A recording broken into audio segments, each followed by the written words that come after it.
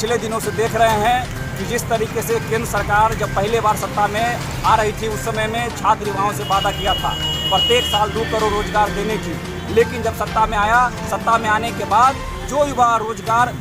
कर रहा था, जिसका एक अपना भी प्राइवेट में जो काम कर रहा था, उसके बाद जीएसटी से लेकर के जो प्राइवेट में भी काम करने वाले लोग थे उसको भी निकाल दिया गया। उसके बाद जो दूसरे पुस्तक योजना में जब ये केंद्र सरकार चुन के आई, उसके बाद जो भारत का सबसे बड़ा एक नियोक्ता रेलवे होता था, उस रेलवे को निजीकरण के हाथों दे दिया गया और उसकी 50% पद की कटौती कर दी गई। उसी के संदर्भ में देश भर के छात्र युवाओं जो है विभिन्न तरीके से ये रोजगार बचाने के लिए, रोजगार देने की सवाल को लेकर के, पेंडिंग एग्जाम को लेने के सवाल को लेकर के, छात्रों को नियुक्ति देने के सवाल को लेकर के विभिन्न तरीके से विरोध प्रदर्शन कर रही है, सरकार को जगा रही है। इसी संदर्भ में आज हमारे देश के प्रधानमंत्री श्री नरेंद्र मोदी जी का आज जन्मदिन है। उस जन्मदिन के ऊपर आज हम लोग मशाल जुलूस निकालकर हम रोजगार की मांग करते हैं और इस मांग के तहत हम ये कहना चाहते हैं कि जो पूरे देश भर के जो यूपी, बिहार और झारखंड तरफ के जो छात्र युवा मध्यम वर्गीय और गरीब परिवार से आते हैं, उनका एकमात्र साधन है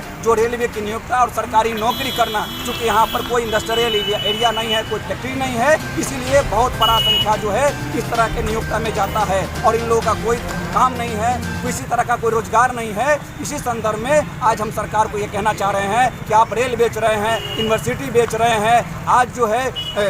BSNL बेच रहे हैं। सरकार जो देश का जितना धरोहर है उस चीज़ों को बेच रही है और निजी हाथों में दे रही है। तो हम ये कहना चाह रहे हैं जब सरकारी संस्थान के सरकार के माध्यम से है तो उसमें कोई बेनिफिट नहीं हो रहा है, लेकिन जो निजी हाथों में दिया जा रहा है तो निजी हाथ जो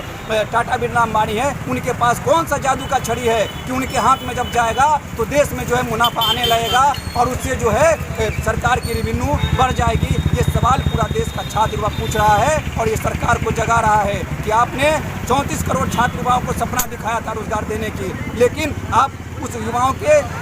सपनों के साथ अब खिलवाड़ कर रहे हैं। इसीलिए युवाएं रोजगार मांग रहा है, जाग गया है, इसीलिए आपको रोजगार देना पड़ेगा, नहीं तो यही युवा जो है आपको सत्ता में बिठाया था और सत्ता से उतार कर को आपको सिंहासन से बेदखल करेगा।